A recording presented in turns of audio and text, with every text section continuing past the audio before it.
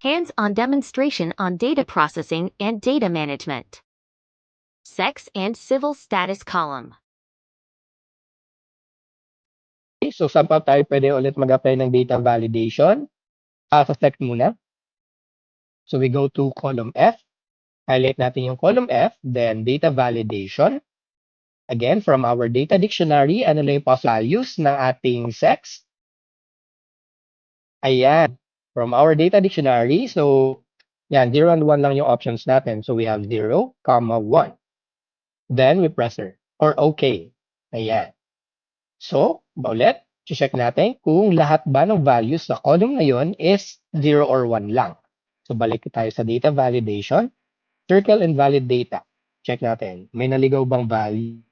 Okay, so mukhang wala naman kasi yung sex lang yung na circle niya, which is yung ating column header. Okay, so kung ayaw natin na ma-highlight din yung ating column header, yung pwede lang natin gawin is, sige, undo ko ulit. Balik tayo. Ayan. I-highlight ko lang yung from F2, Control-Shift-Down, Control-Shift-Down pang isa. Ayan. So, lahat na yon na-highlight. Validation,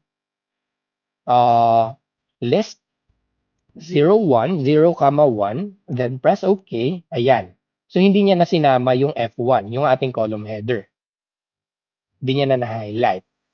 Okay, nakasunod po ba tayo? Again, if ayaw natin nakasama yung column header, pwede nating i-select lang yung value or yung cell sa baba niya, then Control-Shift-Down, then Control-Shift-Down pa, isa pa ulit.